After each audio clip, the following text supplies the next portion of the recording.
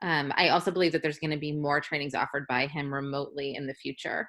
So it's a great opportunity to learn more about it from him. So this is, we're going to be using CPS as a component of our program. So mostly in the self-regulation component. But it's really something that we want every staff to learn how to do. So ideally administrators learning how to do this, but really teachers, mental health therapists, BCBAs, paraprofessionals, all of you being well versed in this language. And so that when you are talking about it with each other, you all know what you're talking about, and you're all able to participate in this model with the students. With before I jump in, I just want to highlight what we have coming up. So next week on Tuesday, if you guys aren't already registered for these, please do. But remember that on Tuesday is just for the elementary programs, GRO programs, whether you're TLC, STEPS, TLP, whatever you call your programs. If you're if you're in elementary programs, then we're going to be meeting on Tuesday. And we have like a rough outline, but it's really going to be an opportunity for you to connect with your colleagues around the county and with your own teams and digest the information from GRO 2.0, and for us to problem solve, strategize, and also practice some of the skills that we've been learning. So the group for elementary will be on Tuesday. For the junior high programs, it'll be on Wednesday. And for the high school programs, it'll be on Thursday. If you're in a couple of those, so say you're a mental health specialist or a BCBA and you work in two out of three or all three, feel free to join all of them, or just join one if that's what you're available for. But we welcome your participation in as many as you can. If you're staff that say just works in an elementary program, but you're super curious about high school, feel free to jump in. It can't hurt. So we're happy to have you, but make sure that you do register for the one that pertains to you. And then the following week on Wednesday, June 3rd, is going to be our final session in the GROW series and our GROW Summit.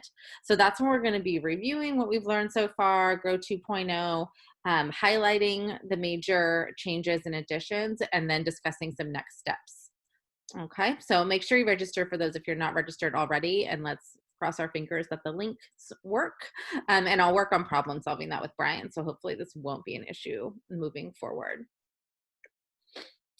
All right, so today, our agenda. First, I'm going to cover just what is CPS, what are we talking about, what is this all about, and then I'm going to give you some of those CPS resources. I saw that Stephanie shared, I'm not sure if that was just with me, but that she's almost finished one of his books, which is excellent. Good job, Stephanie. So I'm going to share with you some of those books, and then overview some of the key concepts and just go into the components of the model, and then talk about what does this look like for us in our programs. And then one of our wonderful paraprofessionals in the county here, she works for the San Ynez Valley Consortium, Joan Carey, is going to be giving us a case example because she started doing this with one of her students this year. I was talking to Rosy, called me and was thinking, gosh, we're really struggling with this student. And so we started talking about it, and I was just learning a lot more about this model. And I said, why don't you try it? Like, listen to this. Do you think this could work with this student? And she said yes. And Joan was on board, totally embraced it. You were amazing. And is going to talk a little bit about that experience for us today. All right, so we're going to jump into what is CPS. So CPS is a non-punitive, non-adversarial, trauma-informed model. So it's developed by Dr. Greene, who is a picture of him right here. And it's a recognized and empirically supported evidence-based treatment by the California Evidence-Based Clearinghouse for Child Welfare. We do have a bunch of other articles on his website. There's a lot of articles and links to studies that have been done on CPS. So it is continuing to build more of an evidence base as an evidence-based treatment. So I'll show you that website in just a minute.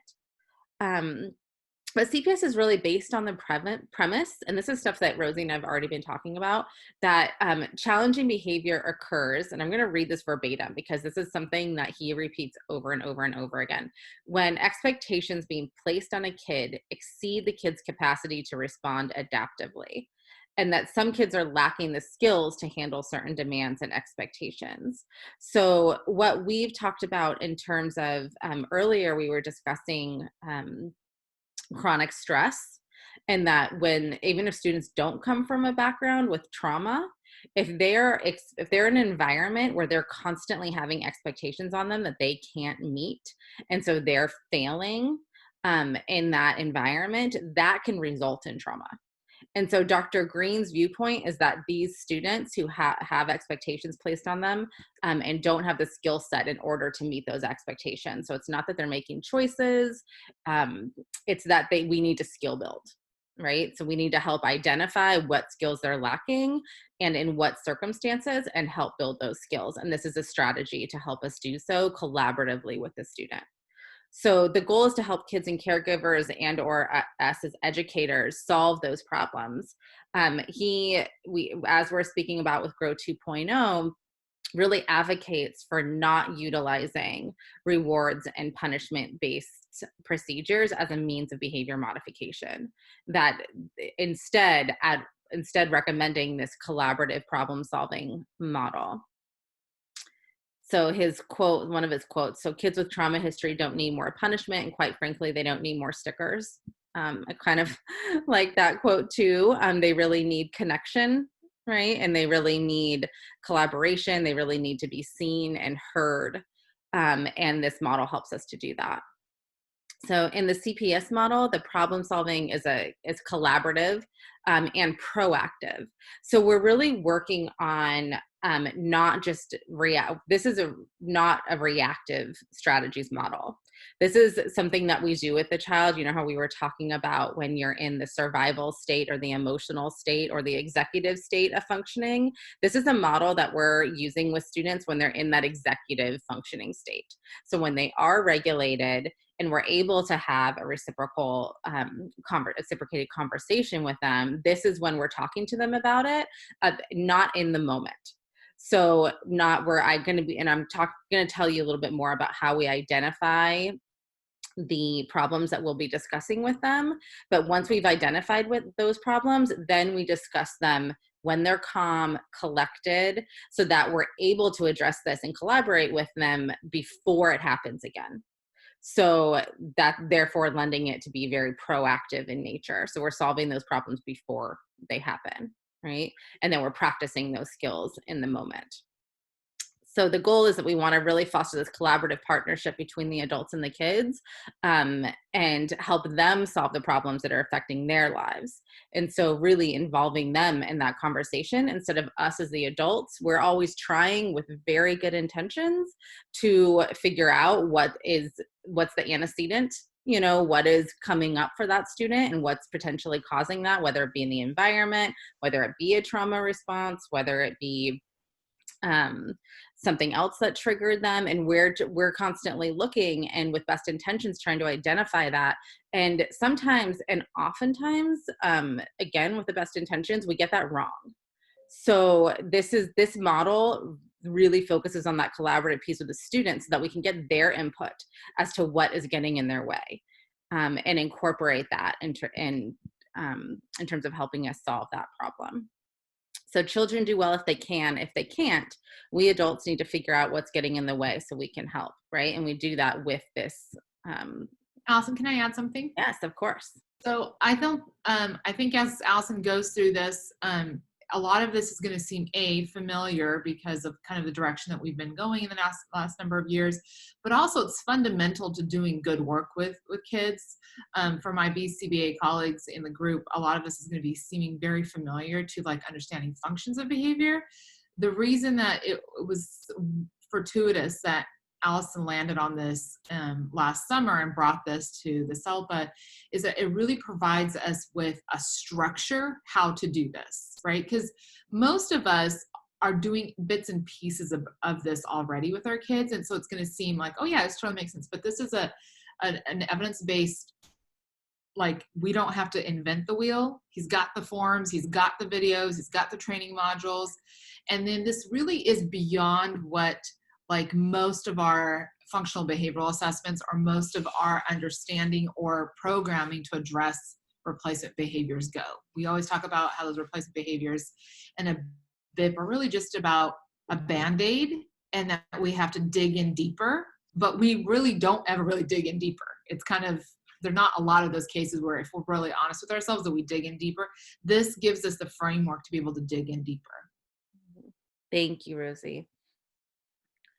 And I'm going to be showing you guys all those forms that Rosy is talking about. So this is really talking about understanding why kids are challenging in the first place and about lacking the skills and not the motivation. And again, addressing our narrative about students. And you're going to see a talk by him shortly where he calls it the lens through which we see our students, and that's really tantamount to us being able to be effective in our intervention with them, and also effective in collaborating with them, how we see them and how we see that this is a lacking skill, that it's not a choice, and that it's not that they're just being lazy or unmotivated. It's that we need to help them skill build. So we're going to help them address their frustration tolerance. They're going to learn how to express their needs and concerns, and to be more flexible, to take on somebody else's viewpoint, and engage in that problem solving. And the great thing about this too is that it's effective for students of all ages, all eligibilities. Even though we're talking about ED, this is something you could do with any kid. And he talks about it, and he has more information on his website about doing this with nonverbal students, with students with autism. So we're, of course, just talking about students with ED, but you can do it with all ages. It looks different. I mean, I'm even trying to do this with my 4-year-old, and I just have to break it down into really, really, really short conversations, and I'm practicing it. But you can do it with all ages, all diagnoses. So it makes it really applicable to a wide variety of students. So here's some of the CPS resources, and you can get all of these books on Amazon. They're like $12-ish. And Rosy and I right now are kind of putting together a budget for next year, and we're hoping to purchase additional copies for your sites. But if you want to go ahead and purchase them now just for yourselves, then please do. Stephanie, one of our teachers in Lompoc, was just talking about how she's almost done with one of these books. I think it's Lost at School. But The Explosive Child on the far left of your screen, that one is really geared towards families, so more in the home, more parent oriented, and it gives you really good examples about what it looks like. So it walks you through the conversations that you're going to be having with the students step by step. And then Lost at School and Lost at Found are geared towards educators. So those are the ones I would definitely recommend that you look at. And again, it gives you case examples. So reading those, it's just robust information in there that really is going to elaborate a lot more on what we're able to cover today. I do want to, yeah, go ahead, Rosy. Are you going to show them the website? That's what I was just going to do. Perfect. Because that's probably where they really all should start. Yes. So I'm going to show you the website, and all the videos that I'm going to show you today are available on the website. So here's the website. This is the first page that it takes you to. And if you go to CPS resources, and then you go to educators/schools, this gives you so much information. So what we're going to do a little bit of today is go through what they call the walking tour, which goes over the main components. So you would click here for the walking tour, and these are the videos I'm going to show you. But just like I was talking about with changing our narratives, he talks about changing your lenses. And then we're going to talk about how we identify those logging skills and unsolved problems, how we solve the problems with the students. And then there's links to the videos all throughout here and to other materials. So feel free when you guys have the opportunity to explore his website. There's just a ton of great information on there. So again, that was just the walking tour, but there's a lot of other information. There's also tons of handouts and paperwork. So again, like Rosy said, we're not inventing these things. They're already created. So we're going to be talking about the assessment of lagging skills and unsolved problems. So we already have a copy of that. And I'll put these all up on the Padlet too. So that way you guys just have quick, easy links to them too. But these will be all forms that we'll be using to aid us in the CPS model, the work that we're going to be doing with the students. I'm going to reshare the PowerPoint now.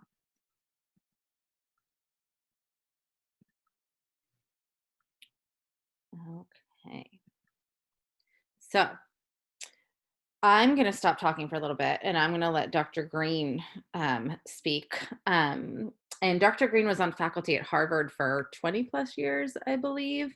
And now he works as a professor at several different universities and just does a lot of teaching on this. I believe he lives in Maine. And so he does a lot of trainings now in this. So these are some clips from some of his trainings.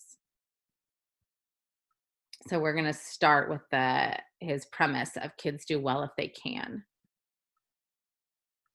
And are you guys seeing that screen pop up? No. I think okay, if you're working with kids in general, but challenging kids in particular.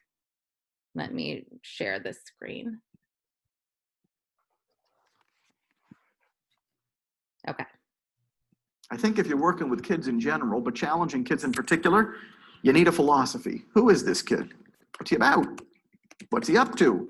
If he's up to anything, because you see, your philosophy is going to guide your actions, especially when the going gets tough. No philosophy, no guide. The most important theme of collaborative problem solving is this one: kids do well if they can.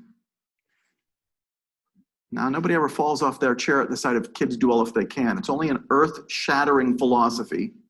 If you consider a much more popular alternative philosophy that floats around out there called kids do well if they wanna. Now, kids do well if they can, and kids do well if they wanna are two completely different philosophies.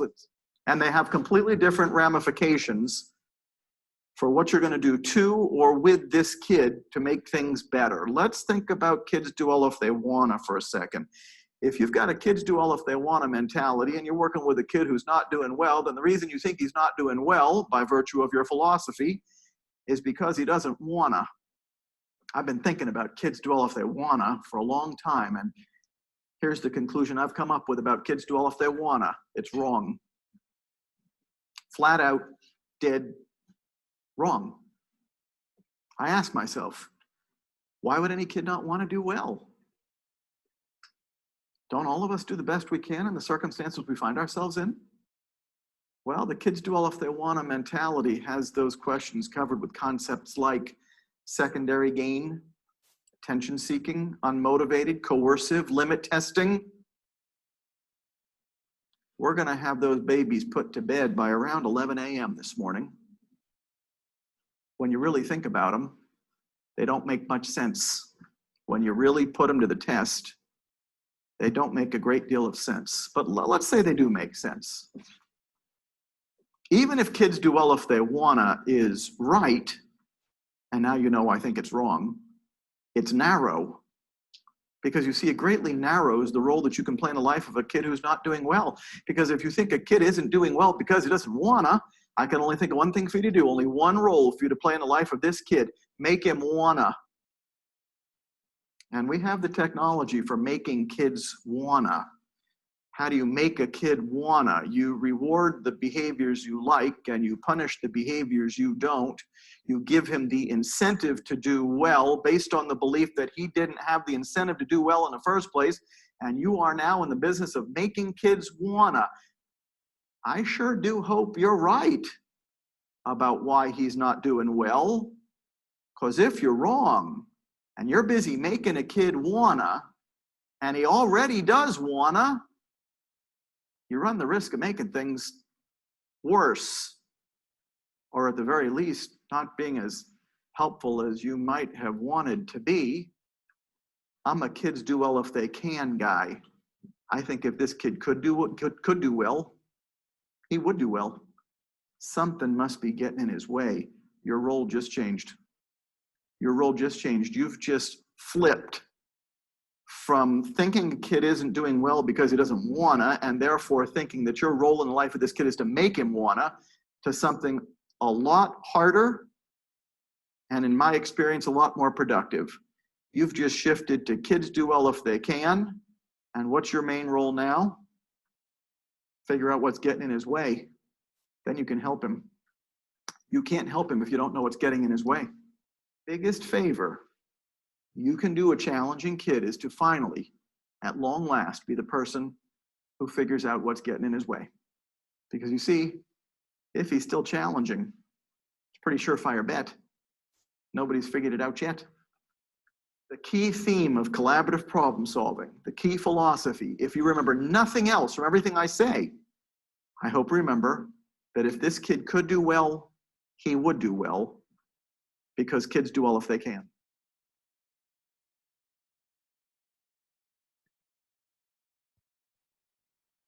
All right, guys, I'm going to bring us back to the PowerPoint. So just what we were, was talking about earlier when I was introducing the model is that the kids do well if they can, that it's not a lack, that's the view coming from the viewpoint that it's not necessarily about a lack of motivation. It's about a lack of skill. And it's our job to figure out what skill are they lacking. So we're going to talk about how we do that. I'm going to show you this next video clip by him. Let me pull this. How you explain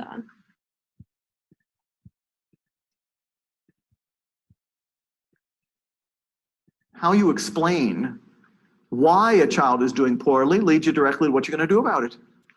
And of course, if your explanation is half-baked, your intervention will be half-baked. Half-baked explanations lead to half-baked interventions, and half-baked interventions don't work very well.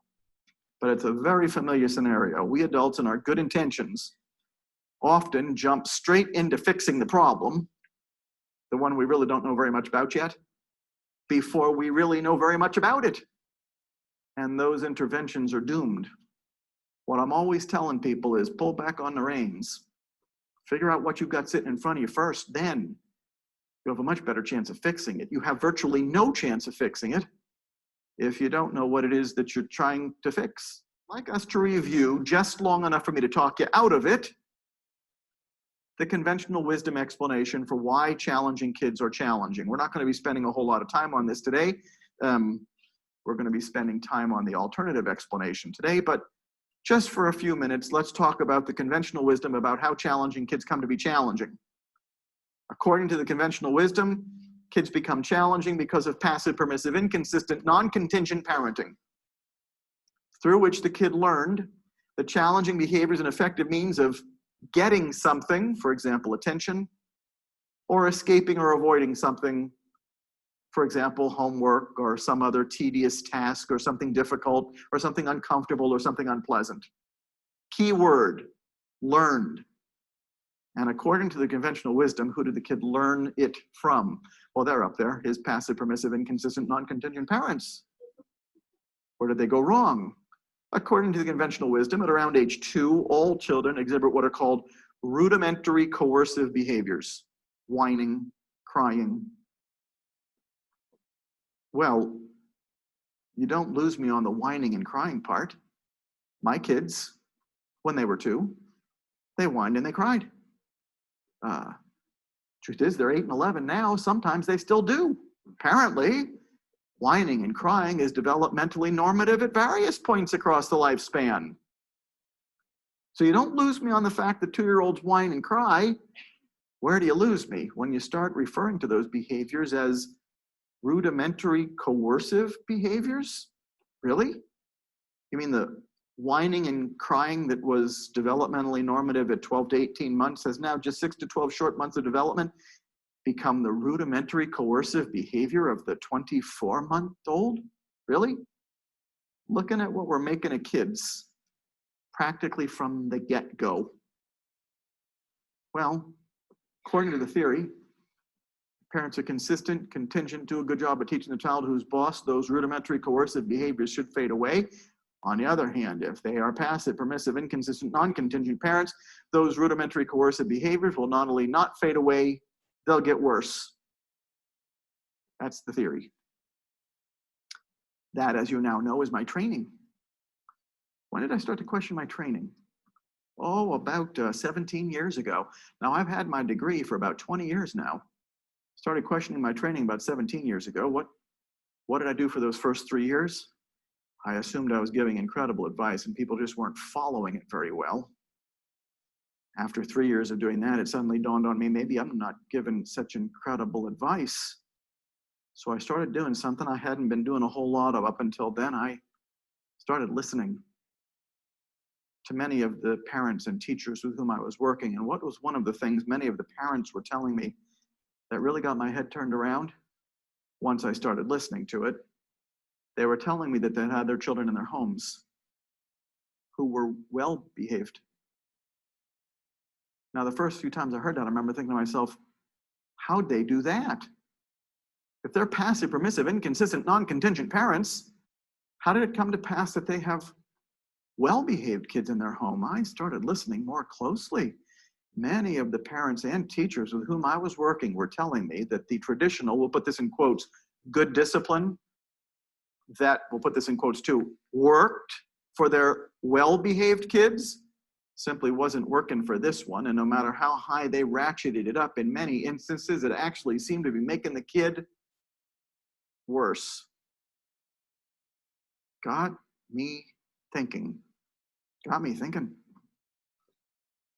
If this language is familiar to you, and it might be, especially if you work in a school or are a mental health clinician, the reason this language might be familiar to you is because it comes straight from the functional assessment literature, where the goal is to determine the function of a challenging behavior. The synonym for function is that it's working. How is it working? According to the theory, it's working at getting the kid something he wants or helping him escape or avoid something he doesn't want. I've come to call this definition the first pass definition of function. And as you shall soon see, I think we need to move on to the second pass. Second pass is coming up soon. Let's talk about the first pass for a second. Why do I think we need to move past the first pass? Because if you think this behavior is working, getting, escaping, or avoiding, then your main mission in life is to teach the kid that his behavior is not going to work. That message is usually delivered in the form of punishment or convincing him, persuading him, encouraging him to perform replacement behaviors that you think will work better. That teaching is usually delivered in the form of reward. Our first pass definition has led us directly to a reward and punishment program. Consequences. Began noticing that I wasn't helping a lot of the kids that I was trying to help, or their families, or their teachers, or the people who were working with them. So I went back to the drawing board. I started doing something that I encourage lots of people to do. I started thinking about who these kids were, how they got to be this way, what they were about. And the explanation I came up with to help me understand their behavior better is this one.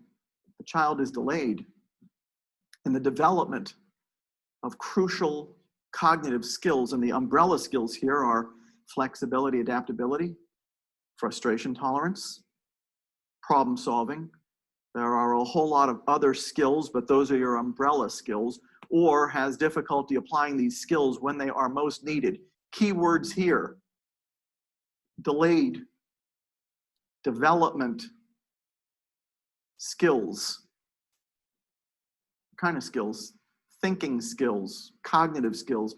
What kind of cognitive skills? Those crucial to being a flexible, adaptable human being, dealing well with frustration, solving problems. Those kind of cognitive skills. You see, I noticed something about 17 years ago.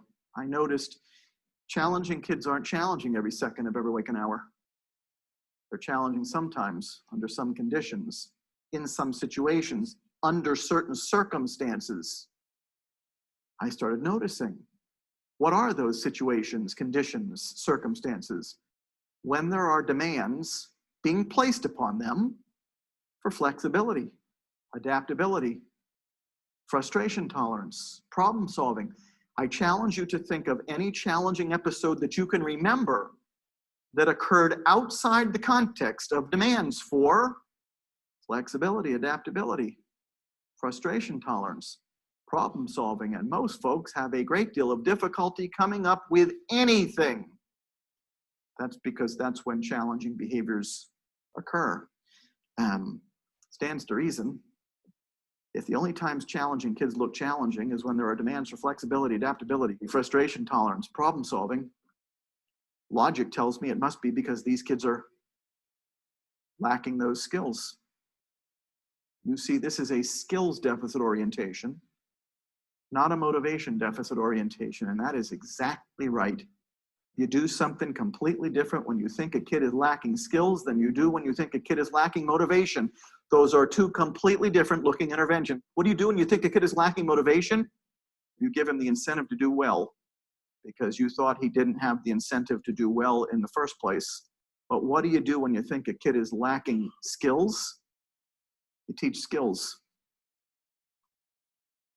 This explanation makes challenging behavior in kids out to be a developmental delay, a learning disability, which it is. No different than any other developmental delay. Kids who are having difficulty reading are having difficulty mastering the skills required for being proficient in reading. Kids who are exhibiting challenging behavior are having difficulty mastering the skills required for being proficient in handling life's social, emotional, and behavioral challenges. It's a developmental delay. Here's the cool part. When you treat these kids like they've got a developmental delay, like they're lacking crucial skills, when you apply the exact same compassion as you would with any other developmental delay, I find these kids get better. No, it's not going to be easy. It's not going to be fast necessarily, but they get better. Continue thinking of them as attention-seeking, manipulative, coercive, limit testing, unmotivated. I find they don't get better. I find they often get worse. Just as a kid with a reading disability would, if we decided that his difficulty was due to poor motivation, attention-seeking, limit testing, coercion. This is the second pass at defining the function of a challenging behavior. According to the second pass, what is the function of a challenging behavior? Simple. It communicates to us that this kid doesn't have the skills to do it better. Because if he could, he would. All challenging behavior communicates to us is that the kid doesn't have the skills to do it better. Challenging behavior is proof positive that the kid doesn't have the skills to do it better, because let's face it, doing well is preferable to not doing well. But of course, only if you have the skills to pull it off. Flowing from this explanation is this definition. This is the definition of maladaptive behavior in human beings, not just in challenging kids. This definition applies to everybody in this room. This is when we all look bad. Here's the soundbite on this definition. When do you look bad? When you can't look good. You prefer to look good. Once again, looking good is always preferable to looking bad, assuming you have the skills to pull it off. Maladaptive behavior occurs when the cognitive demands being placed upon an individual exceed that person's capacity to respond adaptively. That's when we look bad. That's when challenging kids look bad. Since that definition applies to all of us, then what really is the difference between a challenging kid and the rest of us? Not that much. Challenging kids are challenging more easily, more often, and in ways that are more extreme than the rest of us. And that basically is the difference between a challenging kid and those of us who think of ourselves as not so challenging. When the definition is met, there's a whole bunch of things that human beings do, and the truth is there is the easy end of that spectrum and the extreme end of that spectrum. But what's at the easy end of the spectrum? Crying, pouting, whining, sulking. I'm a sulker. What do sulkers do when the definition of challenging behavior is met? They sulk. What else would they do? Sulkers sulk. Criers cry, pouters pout, whiners whine. My son is easy. My 8-year-old son, he's a crier. I know that when my son is crying, the definition has been met. Something about life has just exceeded his capacity to respond adaptively. Why is he crying? Because he's a crier. Now let's move down the spectrum slightly. My daughter, not quite so easy as my son. She's a crier screamer. A little further down the spectrum is my wife. She's a screamer swearer. Now here's the interesting thing. Apparently adults can get away with the screaming and swearing bit, but if you're a kid and you're a screamer swearer, you have just accessed the school discipline program. I sure do hope they understand why you're a screamer swearer. Because if they don't understand why you're a screamer swearer, they don't understand that. They may intervene in ways that make you worse and push you even further down the spectrum. What's further down the spectrum? Oh, biting, kicking, hitting, spitting, head banging, destroying property, running out of the classroom. That's worse.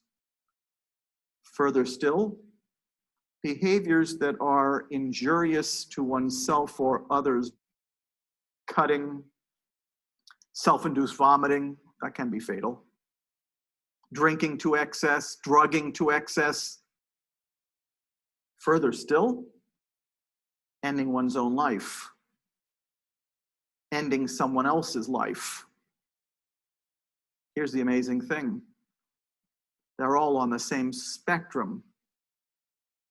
They all occur most of the time for the same reasons. Lagging skills in the domains of flexibility, adaptability, frustration tolerance, problem solving, and in response to certain problems. I call them unsolved problems. Unsolved problems precipitate challenging behavior. Solved problems don't. The goal of intervention is to move problems that are causing challenging behavior from the unsolved category to the solved category. And as you are busy moving problems from the unsolved category to the solved category, you are simultaneously teaching this kid many of the skills he's lacking that set the stage for his challenging behavior in the first place. Lagging skills are what confer vulnerability for challenging behavior. They are what set the stage for it. They are what make this kid more vulnerable to challenging behavior than other kids. What are they becoming challenging in response to? Unsolved problems that continue popping up and getting in their way. Of course, if your explanation guides your intervention, and you think it's lagging skills and unsolved problems that set the stage for challenging behavior and challenging kids, then the intervention that flows logically from that explanation is figure out what skills the kid is lacking and teach them. Figure out what unsolved problems are reliably and predictably precipitating the kid's challenging episodes and get busy solving them. Solving them how? Collaboratively. What kind of skills? Sorry, guys, Thinking hold skills. on.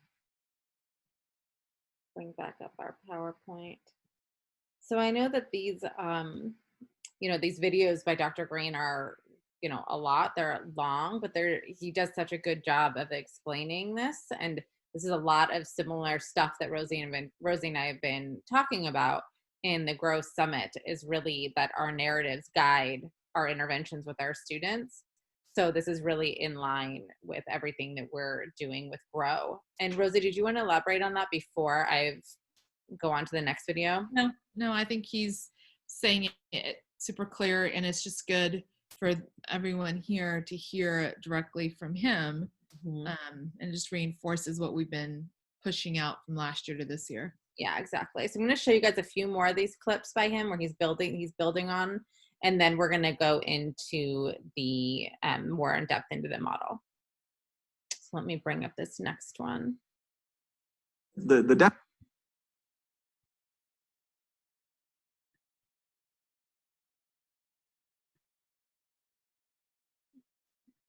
definition of good parenting, good teaching, and good treatment is the same for all three: being responsive to the hand you've been dealt. Notice it doesn't say treat everybody exactly the same. That's not good parenting. That's not good teaching. That's not good treatment. Next full disclosure of the talk: I have two kids, ages 8 and 11 years old, both reasonably well behaved. You know what that makes me, don't you? Lucky. Really nothing more, nothing less. I'm lucky. I don't take a great deal of credit for the fact that my children are well behaved. I think people who have well behaved kids take too much credit for the fact that their kids are well behaved. Of course, the corollary to that is that parents of children who are not so well behaved get a lot more blame than they deserve for the fact that their children are not terribly well behaved. My attitude is it's time to stop blaming parents for something none of us are all that good at in the first place. And yet, on CNN.com, just the other day, I've got it in my backpack, the question was asked, should parents be fined, charged for the misbehavior of their children at school? And I know I was. You would have been very disappointed in a lot of the commentary people wrote in on that question. Things about how irresponsible parents are, how irresponsible they are. They're not there when their kid is acting up at school. The people at school are there when the kid is acting up at school.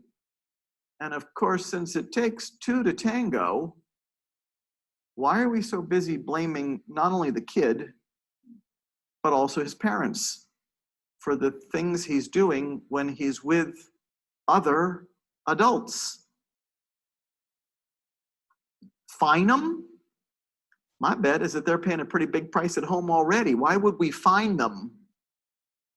They are just as desperate as the rest of us are to understand who this kid is and how we can help him better than we are. Because let's face it, if we're thinking of fining his parents, things are not going very well for us either. Why do I bring up my two kids, ages 8 and 11, who are reasonably well behaved? Just to let you know that I don't treat them exactly the same. I don't treat them the same at all. Why not? This is a rhetorical question. Because they're not exactly the same. If I was busy treating my two kids exactly the same, then neither of them would be getting what they need from me. And the reality is they both need completely different things from me. I have two kids who are completely different personalities. No, good parenting doesn't mean treating your kids exactly the same. It means being responsive to the hand you've been dealt.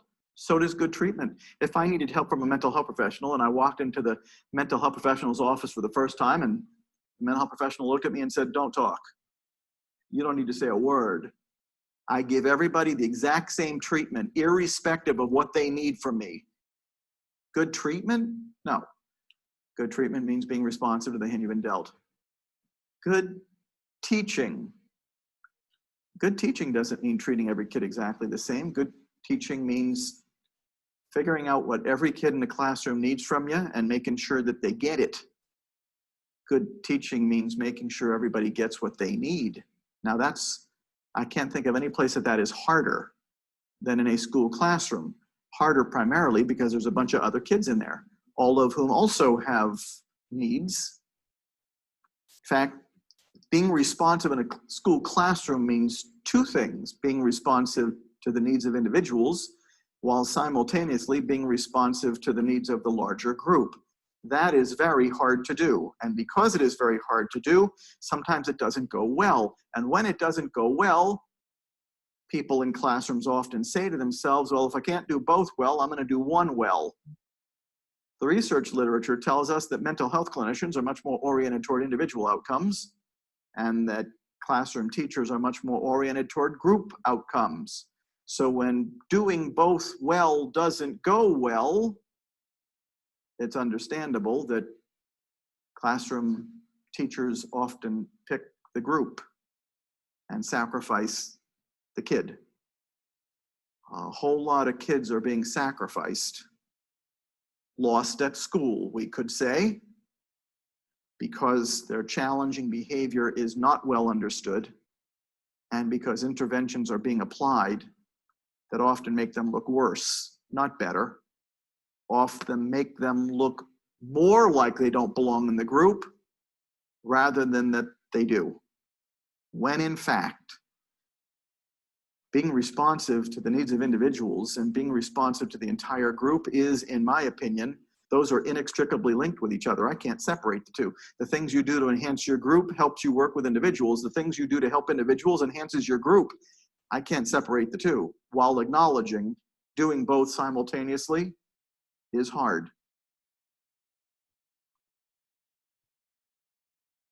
The definition. Sorry, guys. I keep trying to stop that and it keeps restarting. All right. We are going to just go forward onto our last video here before we jump into our next slides. Hang on one You know, there are second. many lenses through which we could view.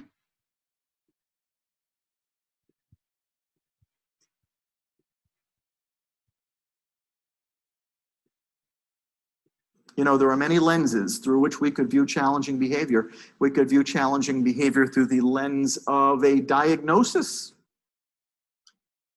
But a diagnosis doesn't give you any information whatsoever about what skills the kid is lacking or what unsolved problems are reliably and predictably precipitating his challenging episodes. Plus, diagnoses pathologize kids. When in fact, if we are true to our definition of challenging behavior, it occurs when the demands of the environment exceed an individual's capacity to respond adaptively. Well, that says it takes two to tango. It takes the kid who is vulnerable to challenging behavior, who's less able to meet our demands because of lagging skills, and it takes us and the demands that we are placing upon the kid. It takes two to tango. Why are we busy pathologizing and diagnosing kids when it takes two to tango?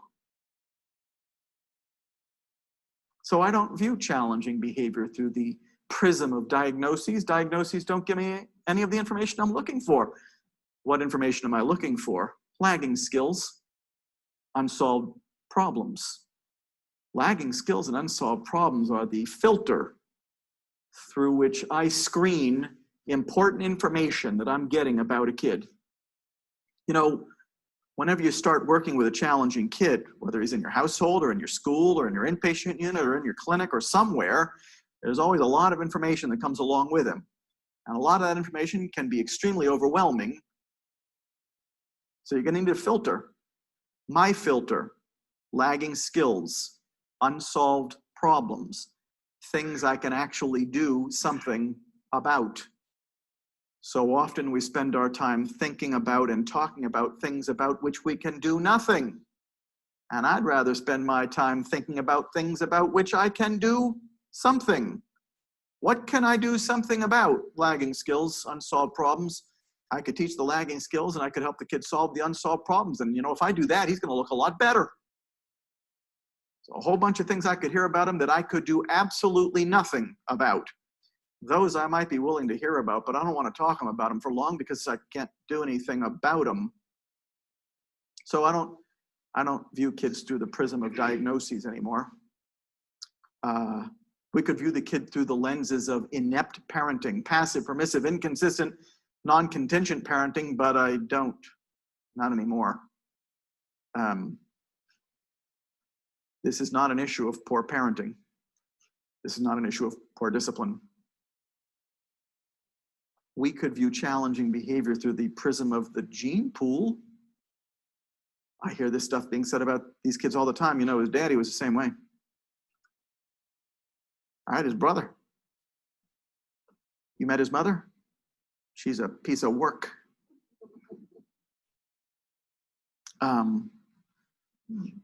Maybe, but I will say this, challenging kid whose difficulties are not improving would make most of us look crazy.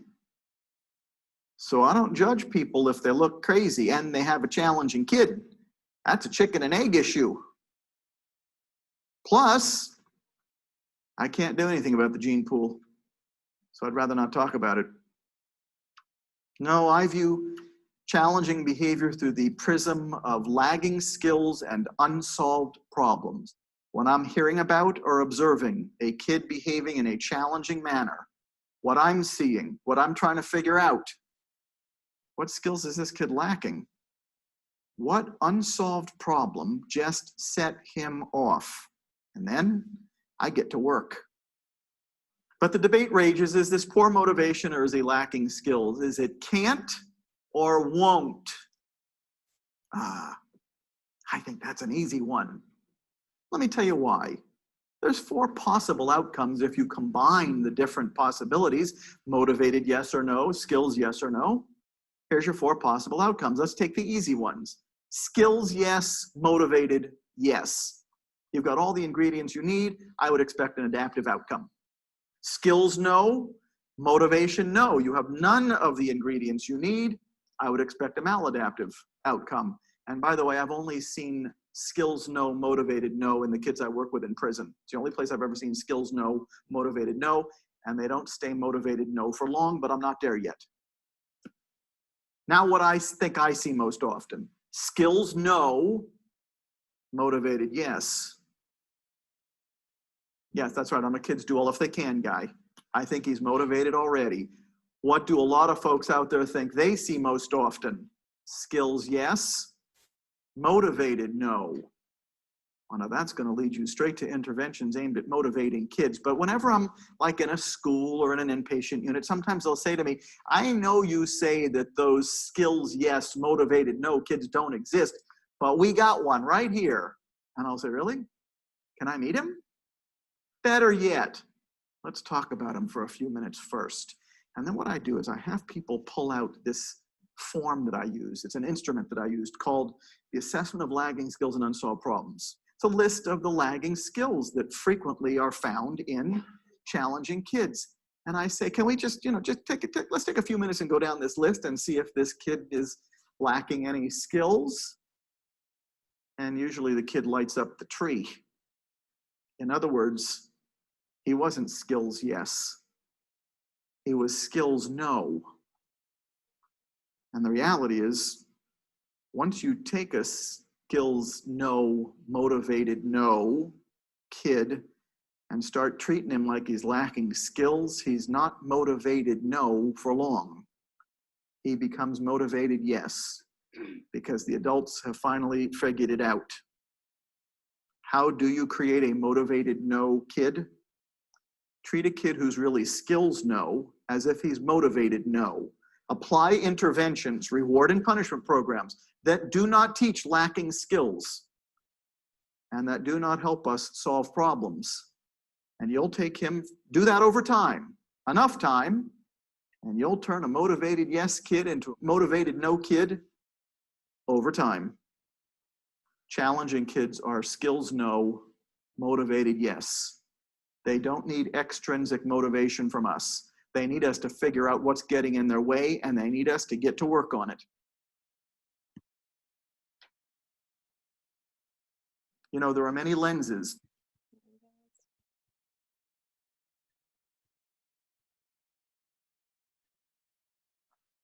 All right. Well, I think those videos really kind of speak for themselves. I think he covers so much important content in those videos, but that last piece really speaking to the fact that some of our kids over time a lot of them have been in settings where it's been rewards and consequence based. And so even if they seem like they're not motivated now, then that may be why. So this is why this approach where we're really trying to, where we are treating them as if they're lagging the skills to do better. If we approach them that way, then they are going to start to see like, gosh, they actually get it. I really don't know how to do this, right? And I need to be taught this. So just to highlight one of these quotes, so challenging behavior occurs when the demands and the expectations being placed upon a child outstrip the skills he has to respond adaptively. So I know that that's something that's been said a lot. And I think, Rosy, you kind of put that in the comments. You're saying a total game changer. And yeah, some people are saying that that last statement was a complete opposite of where we were in the past regarding extrinsic rewards. Exactly. So this is part of this huge shift that's happening, right? And that we're really trying to build upon the intrinsic motivation in students and address these behavioral challenges as lacking skills. So it's just like in my next, I think this next slide speaks to this, but with differentiated discipline. So it's just like when it comes to academics, in general, so say in a gen ed class, teachers pretty much have the same expectations on students, but how they help them to meet those expectations, how they teach them differs, right? So the same principle applies when we're differentiating discipline, so that we have to individualize it. And that we need to teach them. So as he was saying, that it's like a developmental disability. So Rosy and I have said this, I know a lot, but it's like a kid who isn't learning their ABCs. You know, we're not going to put them in the corner of the room and say, just try harder. You know, you're just not trying hard enough to learn your ABCs. Go figure that out. Right? It's the same thing with behavior. We can't tell students, you know better, you know, so you need to do better. They don't. We need to teach them how to do better. And that's what this model is going to help us to do. So he alluded to this. He spoke about this a bit, but the ALSUP is we always need more acronyms in special ed. So here's another one. It stands for the Assessment of Lagging Skills and Unsolved Problems. So this is the mechanism. So I know that the word assessment can be a little tricky when it comes to special ed. So I don't want people thinking that like, do we need to get a assessment form signed? No, this is really just a tool for us, the adults, to keep track of the lagging skills and unsolved problems that are setting the stage for the challenging behaviors in a child. So you use an ALSUP for each student. So we're going to be talking about how we use this tool for every student in the classroom. So it's not a behavior checklist or a rating scale. It's really a discussion guide to help the adults all get on the same page as to what skill that student is lacking and under what circumstances is that student lacking that skill. Because like he said in one of those talks, our students, even though we're like, oh man, this one's really challenging, are they challenging every minute of every day?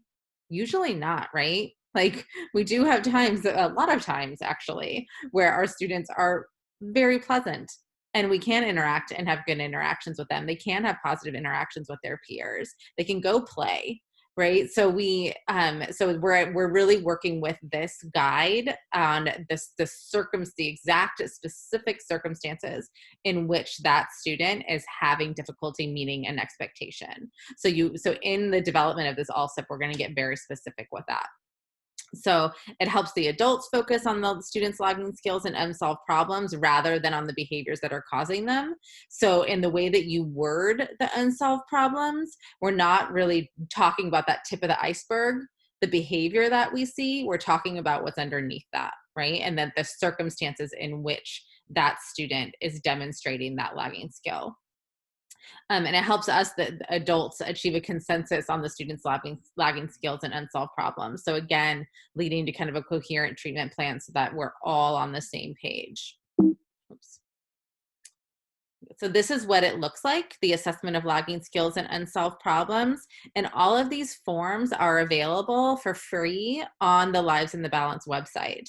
So you can find all these forms there and download them for free. I'll put them up on the Padlet just so that you have a quick, easy link to them in one place.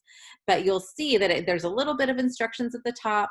And then on the left side, there's a whole list of the lagging skills that Dr. Greene has developed. So they range. I mean, some of them are, I'm not going to read them all, but like difficulty doing things in a logical sequence or prescribed order, difficulty considering a range of solutions to a problem, difficulty seeing grays, literal black and white thinking, difficulty deviating from rules, routine, difficulty handling unpredictability, ambiguity, uncertainty. So you'll see a lot of our students, we're going to be like, check, check, check, check, right? And that's okay.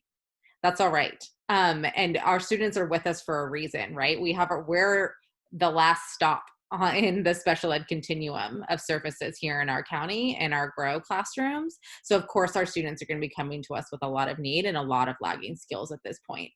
That the school system, unfortunately, has probably contributed to over time by implementing strategies to try to motivate them to do better when they didn't know how to do better in the first place, right? So that's what we're going to be addressing now. So with those lagging skills, on the right-hand side of the column is where you start writing out, and you're going to need a few pages. You're going to start writing out the unsolved problems that come from those lagging skills. So in what circumstances do the students have difficulty with those lagging skills? So say difficulty maintaining focus. When, under what circumstance does that student have difficulty maintaining focus? Do they have difficulty maintaining focus when they're playing soccer out on the playground with other kids? No? Okay, they have difficulty maintaining focus when they are asked to do math and sit by themselves independently at a table and complete math, right? So that's when you get very specific in the wording of those unsolved problems. And in his books, there's tons of guidance on how to complete this, and there's more information on the website as well. So just some guidelines for completing the ALSUP. Are one, that the unsolved problems should be free of challenging behavior. So we don't want to say Johnny often hits, other students when asked to do a non-preferred activity, right? That's very general. And we're talking about the challenging behavior. So we want to talk about under what circumstances does he have difficulty regulating his behavior, right? So, and then number two, the unsolved problem should be free of adult theories about the cause of the unsolved problem. So we don't want to be talking about what, and it's tempting because we think we might know to include this, but we really want it to be a general statement and or not a general statement, it's statement free of our opinion, right? So really the circumstances under which that student's having difficulty meeting that expectation and not inserting our own opinion into that. So 3, make sure that the unsolved problems are split rather than clumped. So we want to stick with being very specific to certain situations. So you might have a lagging skill and you might have the student demonstrate that they're lagging that skill under a few different circumstances, right? So you want to list out every single one of those circumstances in which that student struggles with that skill rather than combining and lumping all of them, because you're going to need, when you go to solving the problem, you need to address those specific incidences individually. And then number 4, the unsolved problem should be as specific as possible. So what I've just been saying. So once you're able to do this and go through the ALSUP with a student, then now their behavior is, those challenging episodes are very predictable.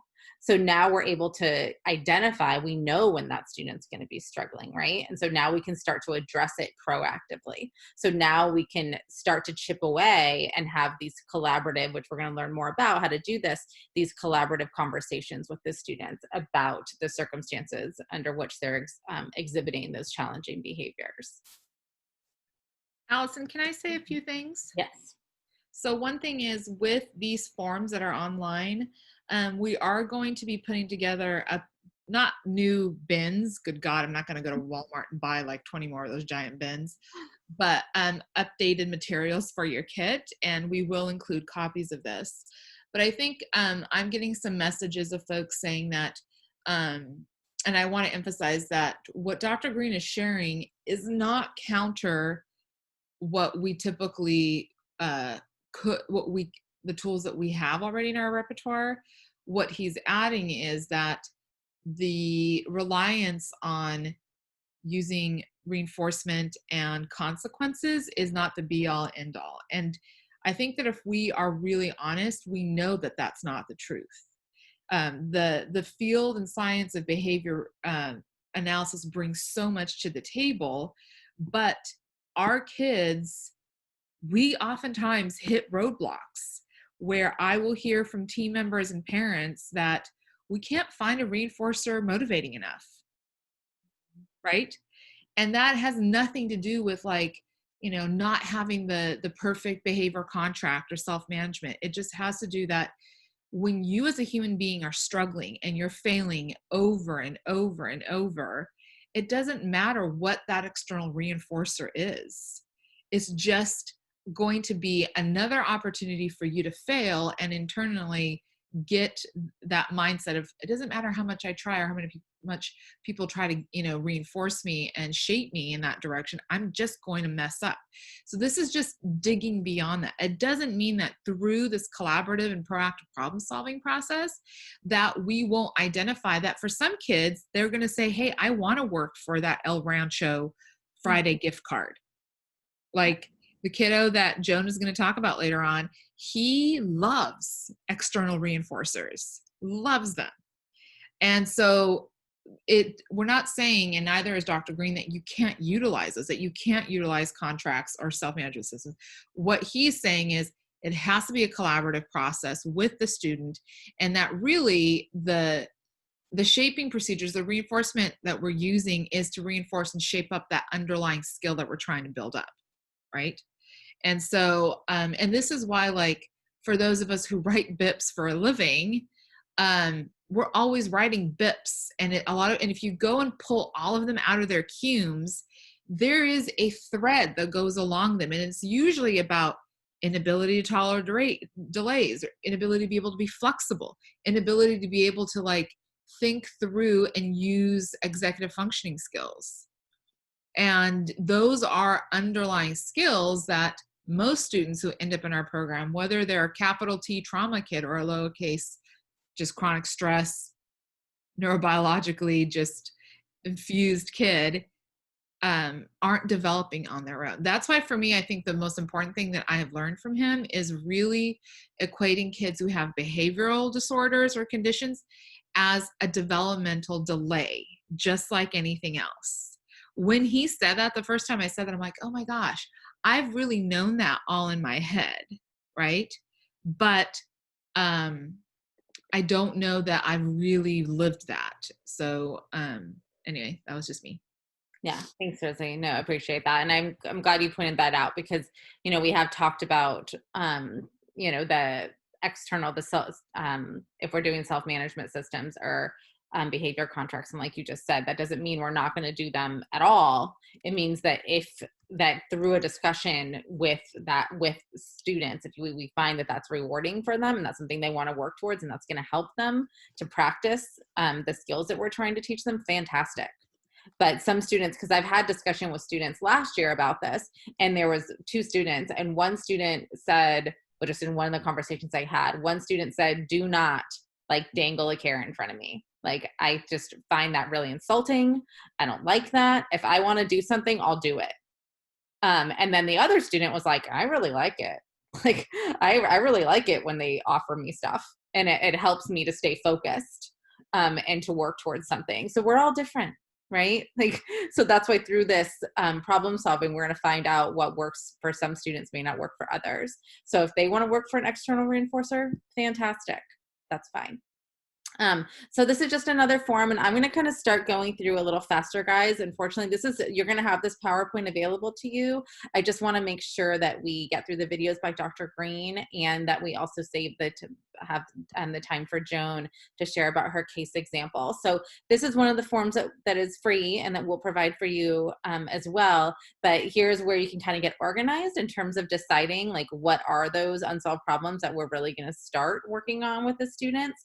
And then you'll see, and we'll talk about the different steps to what he calls Plan B, which is that collaborative problem solving that we do with the student, and it breaks down the different steps. So when you had those conversations, because sometimes you're not going to be able to do this all in one sitting, you may need to break it up.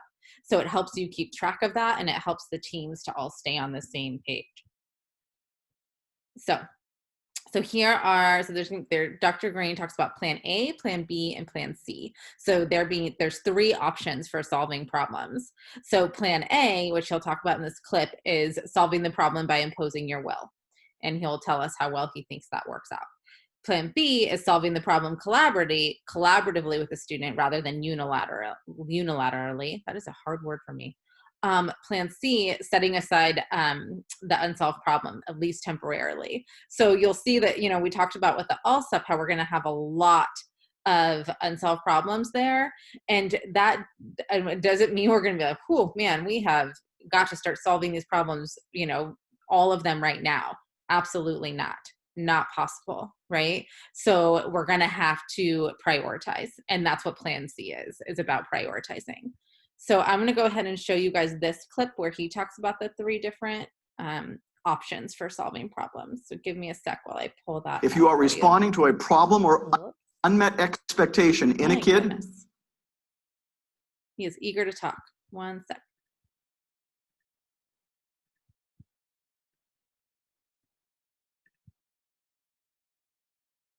If you are responding to a problem or unmet expectation in a kid, bottom line is you're either doing A, or you're doing B, or you're doing C. And if you're like a lot of people, you're doing A.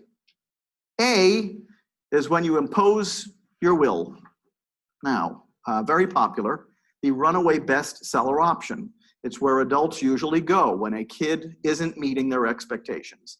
And a lot of us were raised on plan A, and a lot of us think we turned out just fine, which means a lot of us ask the question, so what's the problem with plan A?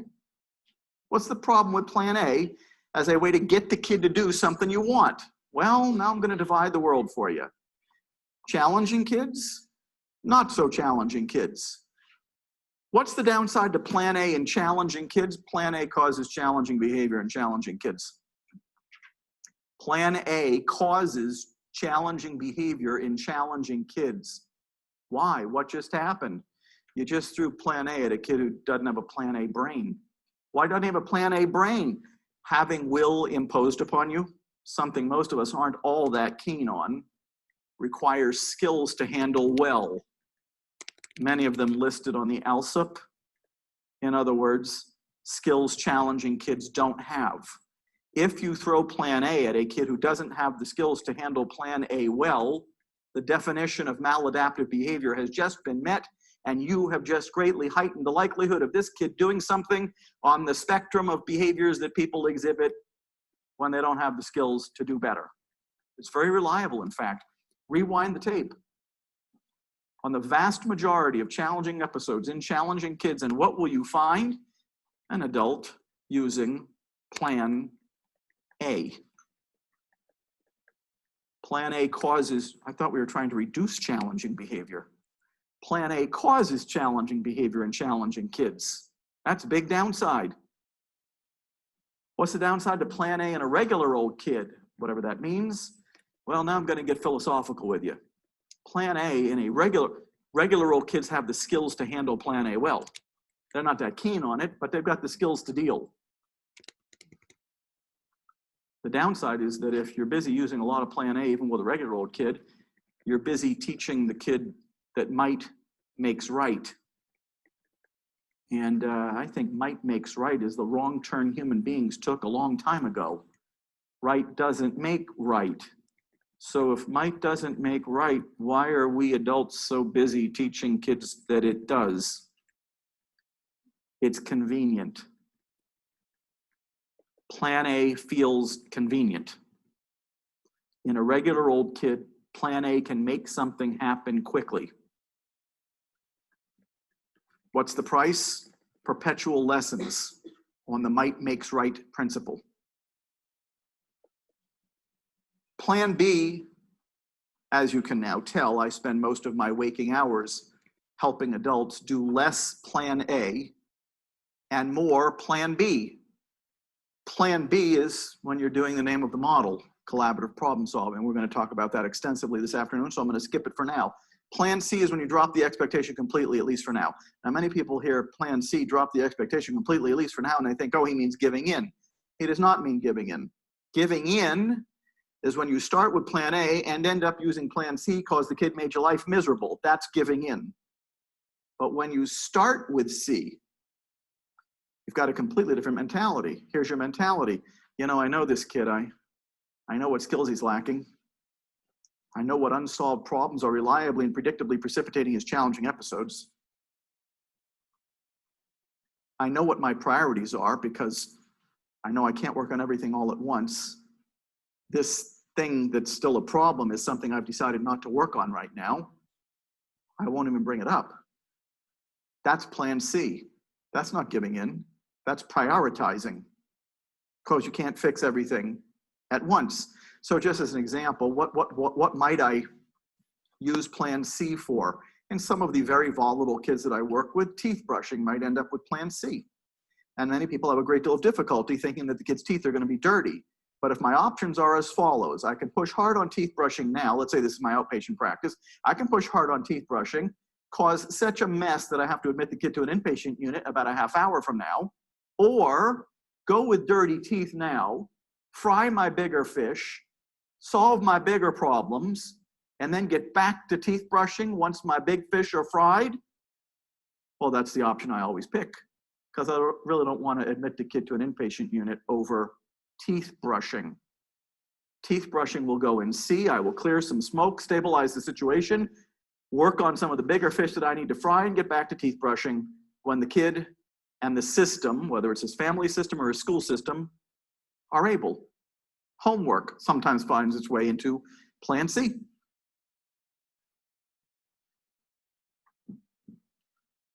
Want to spend just 2 more minutes on Plan A, just so people know what Plan A looks like, and just to put a little flesh on the bones.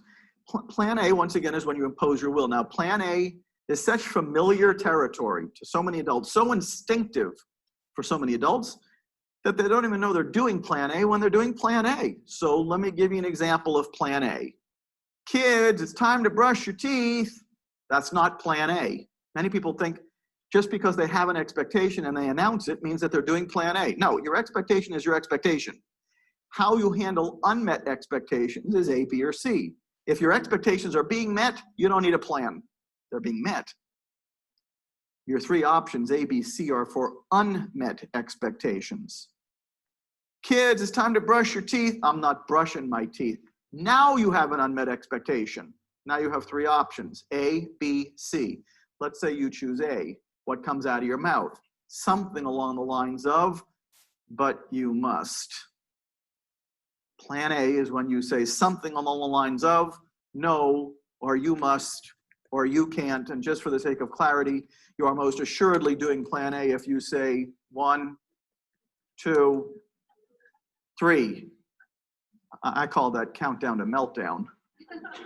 Sometimes I call it meltdown deferred by 3 seconds. But it's Plan A.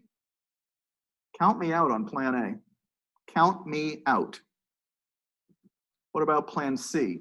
Plan C, once again, is when you drop the expectation completely, at least for now. What does that sound like?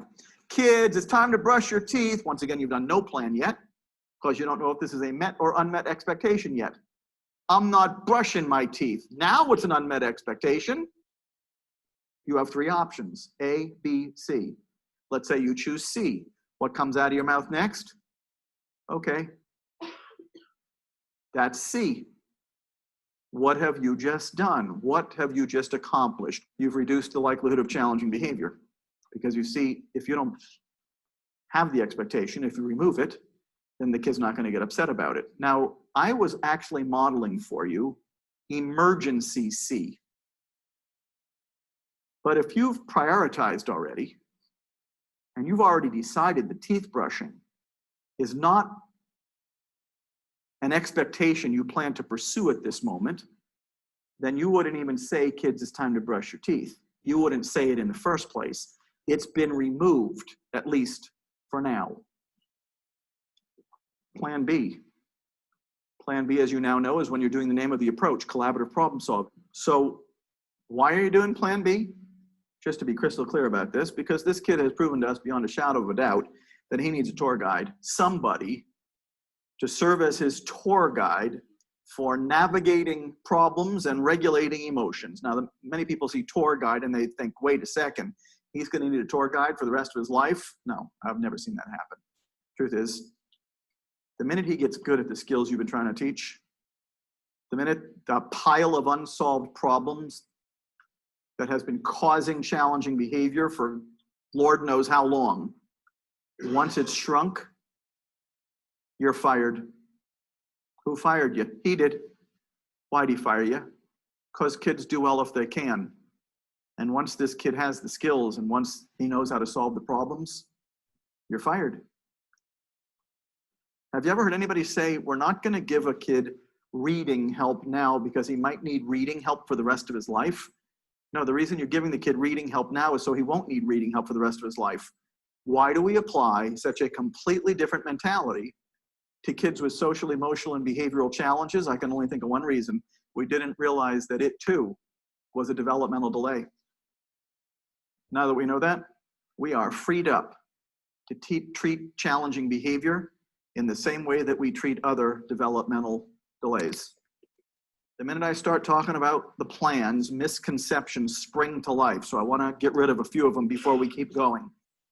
First of all, I think I've gotten rid of this one already, but it's worth repeating. Expectations are a good thing. Collaborative problem solving is not about dropping all of your expectations. The truth is, you can't even do plan B unless you have expectations. But now you know expectations of a certain kind, expectations of the unmet kind. You do want to give very careful thought to whether your expectations for this kid are truly realistic at this point in his development. I don't really care what most other third graders are doing. I don't really care what most other 14-year-olds are doing. I care what this kid is capable of at this point in his development. The goal of any intervention is to make things better. The goal of intervention is not necessarily to make the kid look like every other third grader or every other 14-year-old. Can this kid do what we are expecting him to do? The plans are not a ranking system. A lot of people get the wrong idea. They think plan A is for the really important stuff, plan B for the sort of important stuff, C for the not important stuff. Wrong. A is imposition of adult will. There's no ranking.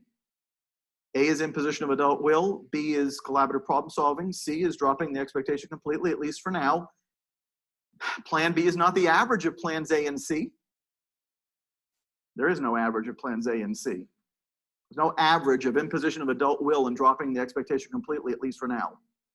Truth is, if all you're doing is A and C, all you're doing is picking your battles. A and C is battle picking. I'm always fascinated to hear people describe collaborative problem solving as a battle picking model. Well, there's some prioritizing that goes on with collaborative problem solving, but it's not about picking battles because it's not about battling. It's about solving problems, teaching skills. That's what Plan B is about. There's no average. Plan B is not a technique. Plan B is a way of operating with a kid who's lacking skills and has problems he's having difficulty solving. Here's why I don't like it being called a technique. Well, number one, in education settings in particular, there's the technique of the day, the technique of the week. I've never seen a field that has so many techniques being thrown at it. I've never seen a field that got so much advice about all the things that people feel it's doing wrong. Here's what happens. If it's a technique, people drop techniques like a brick after about 3 days if they don't work very well. And here's the good and bad news. The good and bad news is that Plan B is not going to work in 3 days. That's the good and bad news. Why is it good news? Because it helps us understand that you're not going to totally transform this kid in 1 day. Why is it bad news? Well, it's going to take a while. I don't even apologize for that. Helping challenging kids takes a while. It took a while for them to become challenging. There is no one fell swoop approach to intervention. And finally, along the lines of time here, many people get concerned that Plan B is going to take longer than Plan A. The reality is Plan B never takes as long as the challenging behavior we cause by doing Plan A. There is no quick fix. This is not going to happen fast. In fact, show me a challenging kid who people are trying to fix quickly, and I'll show you a challenging kid it is taking a very long time to fix. I think what leads us astray most often in our work with challenging kids is the fact that people think they can fix this kid quickly. I will say this, doing the right thing never takes as long as doing the wrong thing. That I can promise you. Once you've identified lagging skills and unsolved problems, Plan B is the core intervention of this model.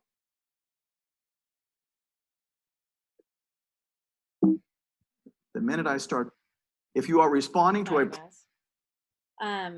So there's a lot of discussion going on during that. So in clarifying these three different plans. So we're all going to be focusing on Plan B and less focusing on imposing our will with Plan A and Plan C, meaning that some of these problems we're going to have to table, right? And we figure that out when we do the ALSUP. We decide which ones we're going to focus on and which ones we're going to set aside for now, temporarily. So I'm not going to go through all of these because just for the sake of time, I think he talked about these, like what Plan A looks like. And so I'm not going to go into detail with these slides, but just knowing that really whenever we're trying to impose our will on a student, it usually doesn't work very well, especially with our kids. There are some kids where maybe it works really well when we do get really authoritarian with them, that they may comply. However, even with those kids, we're still not teaching them skills, right? And helping them solve their problems. We're getting compliance, but we're still not skill building with them. But usually with our students, that approach is never going to be effective. So Rosy, do you think we should show these? I'm just wondering for the sake of time.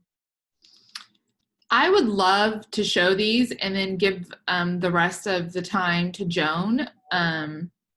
And while you're queuing that up, Allison, I'm just going to say the reason that we've all relied on the Plan A default of like authoritarian, I need you to blindly obey me, is talking about how you do Plan B. Many people think to themselves, for the most part, most of us respond to that, right? Because we're scared. We don't want to get in trouble. But we're never being taught a skill, right? I just learned that if my Catholic immigrant father, who was just a loving man, but he gave me that look, I was fearful. But I never learned how to use assertive communication to share what I needed or what, was difficult in a situation for me to work through. I had to learn those things, to do those things as a grown-up. So this isn't, again, just for our ED kids, but just to get a mindset for why we overly rely on that. The minute I start talking about how you do Plan B, many people think to themselves, aha, so this is what I do just as things are starting to get hot yet again. I would call that very bad timing. Not only would I call it bad timing, I would call it emergency B. And while emergency B is there as an option, it is better thought of as a crisis management option. My attitude is we got lots of crisis management programs floating around out there. Programs that teach us what to do once it's ugly. Plan B, emergency Plan B is something you can do once it gets ugly again. It takes place when an unsolved problem has set in motion maladaptive behavior. Yet again. What does he mean, yet again? Well, since challenging behaviors are highly predictable, one question that's always bouncing around in my head is, what are you waiting for? If you knew this was coming 3 days ago, why did you wait, for example, until homework time to try to solve the homework problem? Why did we wait until the kid was in our class with 25 other kids trying to get down to work before we tried to figure out why he was having difficulty getting down to work? Why did we wait? The form of Plan B that's far preferable is proactive Plan B. Proactive Plan B takes place way before an unsolved problem sets maladaptive behavior in motion again. Collaborative problem solving is much better thought of as a crisis prevention mentality, not a crisis management mentality. It's fine to know what to do once a student becomes assaultive and destructive. but it's far more important to know what to do so it doesn't become assaultive and destructive in the first place. All right, here's the most important information of the afternoon, the 3 steps for doing Plan B. And whenever I start talking about the 3 steps, I tell people I have regrets. Regrets that I organize these as steps. Actually, I have mixed feelings about calling them steps. I like having called them steps because steps make it easier for people to do. I don't like calling them steps because it makes it sound very technique-y. So I personally these days would rather talk about ingredients instead of steps. But here's your 3 steps if steps help you. First step is empathy. Second step, define the problem. Third step, the invitation. I don't even like what I called the steps. The reason I don't like that I call the empathy step is because empathy, while I am the first to say that challenging kids are deserving of our empathy, empathy is actually not the main ingredient of the empathy step. I don't have any idea what define the problem means, and no one else does either. And calling something an invitation is about as technique-y as it gets. So let me talk about ingredients instead. What's the main ingredient of the empathy step? Information gathering. The goal of the empathy step is to gather information from the kid so as to understand his concern or perspective on the unsolved problem that we are trying to talk to him about right now. Information gathering so that we can understand is the main ingredient of the empathy step. What's the main ingredient of the define the problem step? Well, it's the define the problem step where the adult or the other party gets their concern or perspective on the table. And what's the main ingredient of the invitation? I wished I'd have called it the brainstorming step. This is where we're brainstorming solutions, but a certain type of solutions. Solutions that will address the concerns of both parties that we have now explicitly laid out on the table in our first 2 steps. Because I am so intent on having people do proactive B, I'm not talking about emergency B. I'm talking about proactive B. The empathy step of proactive Plan B begins with a neutral observation. And these days I've been trying to be much more explicit about what words people should use. The words I usually use and encourage other people to use is, I've noticed that. And then what you're doing is you're plucking a problem from your list of unsolved problems and you're dropping it in and then finishing with what's up. Here's what it might sound like. I've noticed you haven't been too enthusiastic about taking your meds lately. What's up? I've noticed it's been really hard for you to get going on your social studies project lately. What's up? I've noticed you haven't been too enthusiastic about sitting next to Billy in circle time lately. What's up? I've noticed you haven't been too crazy about going to school lately. What's up? I've noticed whenever you and your brother play together lately, it turns into a fight. What's up? I've noticed bedtime's hard for us lately. What's up? I've noticed we've been struggling a lot about homework lately. What's up? See? You've got this list of unsolved problems. There was actually a reason that you would want to create that. You're plucking. You're saying what you've noticed. You are plucking an unsolved problem. You are dropping it in, and then you're saying what's up. Now, the key to this observation is that it be neutral. Neutral is the key word. So in other words, you're not saying something along the lines of, I've noticed you're trying to ruin my life. What's up? I've noticed you don't care about your homework anymore. What's up? I've noticed you don't care if you get cavities. What's up? I've noticed you don't care if you do bad in school. What's up? I've noticed you're trying to disrupt my class. What's up? Not neutral. And what's the downside to not neutral? Well, there's a lot of downsides to not neutral, but the biggest downside to not neutral is that it's going to shut the kid up. Not neutral shuts the kid up. And the goal of the empathy step is to get the kid talking.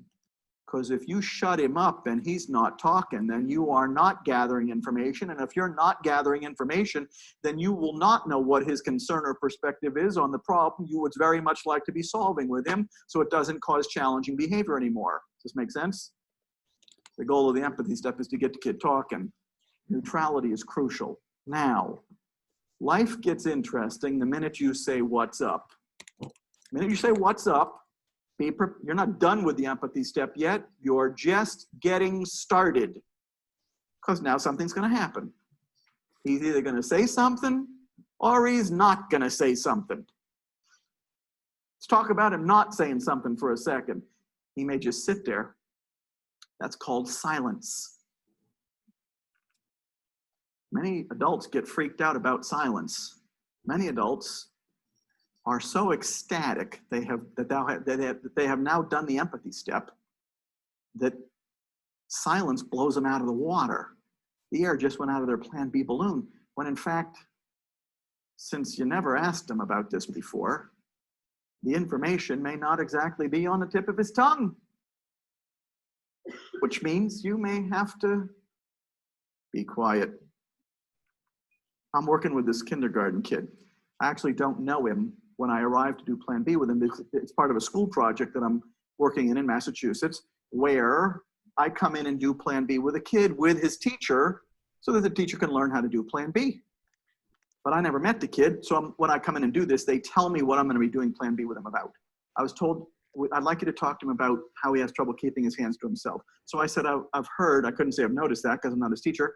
I've heard that you sometimes have trouble keeping your hands to yourself. What's up? And there we sat. 10 seconds, 20 seconds, 30 seconds. Now I'm watching carefully for the nonverbal cues. There's the nonverbal cue that says, there's the facial expression that says, I can't even remember what question you asked. It sort of looks like this. There's the nonverbal cue, I've never met you before in my life, I'm not talking to you. It looks like this. And there's the nonverbal cue, I'm thinking. That looks like this. It looked at me like he was thinking. After 30 seconds, I actually said that. I said, boy, you're really thinking, aren't you? And he went, 10 more seconds, 20 more seconds. Finally, he says, I only have trouble keeping my hands to myself when I'm with certain kids. Nice. He's talking. We're getting a little further, aren't we? What was my next question? Really? Which kids? And now I'm drilling. But before I could drill, which is what I'm about to talk about, I had to be quiet enough so the kid could talk. The other thing that people think blows Plan B out of the water is when the kid isn't silent, but instead says, I don't know. People freak over, I don't know. I don't know is honest. I'd rather actually have the kid say he doesn't know than make something up just for the sake of it. Making something up for the sake of it takes more time than I don't know. I'd rather have him say, I don't know. And all I don't know means is that we've got a little more exploring to do. Don't get freaked out over I don't know. Let's say he does say something. Your next goal is to drill, because the first thing he says is unlikely to be the total picture, which means you are now on the hook for drilling. Drilling for information. I'll give you an example of drilling, a true story. This one took place with me sitting next to a teacher for security, but her doing Plan B all on her own. She just wanted me there just in case. She's sitting with a kid. Here's how it sounded. I've noticed we haven't seen much homework coming in for you lately. What's up? It's too hard. At each point along the way, what I'd like you to ask yourself is, do I yet understand? It's too hard. Do you yet understand? No. Start drilling. It's too hard. How's it too hard? It's too much. Do you yet understand? No. Keep drilling. It's too much. What part is too much? The writing part is too much. Ah, the writing part is too much. Do you yet understand? No. What about the writing part is too much? I don't know. Well, let's think about what homework you have, and then maybe we can figure out what part of it is the writing part that's too hard and too much. What type of writing assignments do you have for homework? Let's think about that. Well, I have spelling, but all I got to do is write one word. That's not it. What else do you have? Well, in social studies, all I got to do is draw a line from one word to another. That's not it. Okay. What else do you have? Science. What about science? You're making us write entire paragraphs. Yes, I am. Is that the part that's too hard and too much? Yes. Do you understand yet? All right, guys. So kind of have to deviate from plans a little bit today. I was hoping to show you more videos because the next part of that, he talks about the next steps in Plan B. So, but we are running out of time. But just so you know, you have links to the videos in here, so you guys can go and watch those and follow up on that. So he goes through the different steps, and I'm just kind of flying through here. But so he was talking about the empathy step. And then the define the problem step. So talking about defining the problem for the helping the student help you understand what the problem is. And then the adult gets to express their issue as well. So why is it a problem for the adult? So that the student has to incorporate that perspective. And then you engage in that collaborative problem solving or brainstorming with the invitation step. So with that, we'll go into a lot more detail with this in the fall trainings. So you guys know we'll do a much more longer in-depth training. The purpose of this was really just to give you the introduction to CPS. And so I want to leave the rest of this time for Joan. And you guys can look through these slides and we can start also talking about this a little bit in next week's breakout sessions when we have those. But Rosy, why don't you go ahead and introduce Joan? Of course. So it's my absolute pleasure to introduce Joan Carey. She's one of our fantastic paraeducators and RBTs from the San Ynez Valley Consortium, and also this year's Celebration Paraeducator of the Year. So yay, Joan. And Joan, I'm going to have you explain just a little bit of like your background and how you ended up in STEP, but just like a real brief explanation of that. But we ended up really trailblazing this with you with a specific student that has a 7-year history of being in and out of ED programs in multiple states. He had just moved locally last year to our area, and still has a very long history of physical acting out, pretty aggressive behaviors. And so after iterations of plans, Alison started helping us put this into play. And I wanted you to share a little bit about how that looked for you and your student. How many years have you been in the ED program in San Ynez High School? I've been in the ED program now for 3 years. I started as an instructional assistant in 2005 for the consortium. And back then they didn't have the STEP programs, but I would work with severe autistic kids. I would work with behavioral kids. I worked with all kinds of children for the last 15 years. So while I was at the high school, they moved the STEP program. They started it over there. And my director came to me and she said, you know, I think you'd be a good fit in the STEP program. Would you be interested in working in it? And the first year I was kind of debating because I didn't know if my skills, if I could do it. But then I decided, you know, I could do this. So I applied for the job and I got the job working and I love it. Absolutely love it. I love my team that I work with. Everyone that I work with is great, and all of my students. Jen, if I can compliment you on anything, I think that's like the #1 criteria for anyone in the world of ED. You have to love what you're doing. If you don't love it, you probably need to find another position. But that's another talk. So Joan, tell us a little bit about how you found the collaborative and proactive solutions process worked for this student. How do you think it helped him? Oh, it helped him so much because when he first came into our program, it was just constantly physical battles with him. It was arguments completely every day.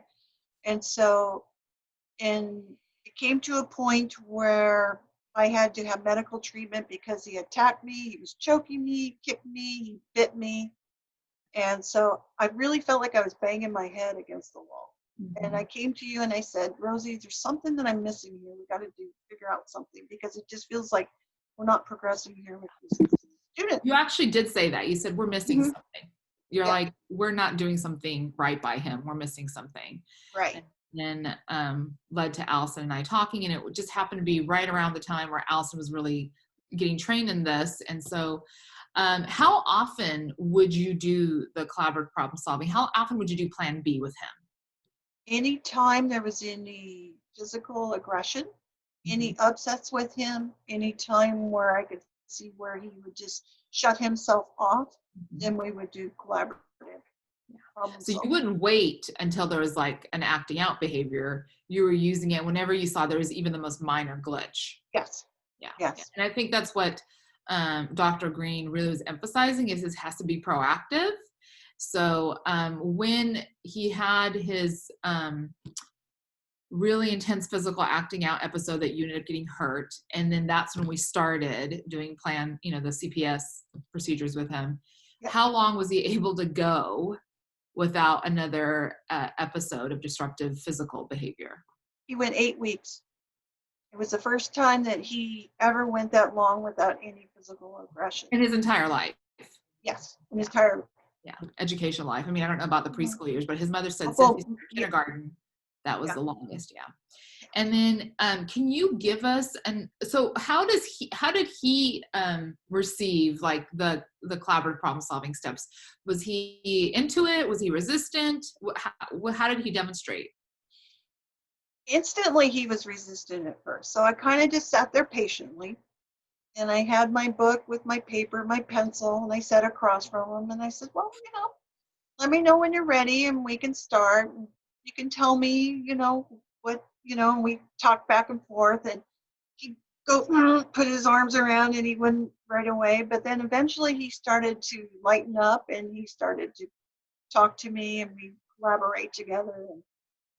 And after that, it took a couple of times for him to realize that this was not us trying to trick him into something. I remember him telling me that. And then after those first couple of times, was this something that he would avoid, or when you would start saying, so I noticed, tell me what's going on? Or Yeah, he would always engage. Yeah. I was just the first maybe couple of times that he'd be resistant, but after that he knew that this was a kind of a good positive thing. And so he would find the result from that, of the collaboration between the two of us. And so he knew it was a positive. So And why do you think he thought it was a positive? Like, what came out of it? Well, like we had an instance where, and this was just a lack of communication, where we were thinking he was thinking a certain way and acting a certain way when he actually wasn't. He just didn't know how to communicate it at the time because he would get so upset. And so what was going on was he was doing his grad point in the afternoon and he was on his computer. And so on the whiteboard, we say, you have to go on your computer right away, but he didn't go on his computer right away. He was setting up timers and he was doing things on the computer and not talking. And so staff said, hey, you're not doing your grad point. We're going to take your computer away and you're going to lose your honors time. And he got very upset and grabbed the computer. He was going to throw it and started giving gestures to the staff.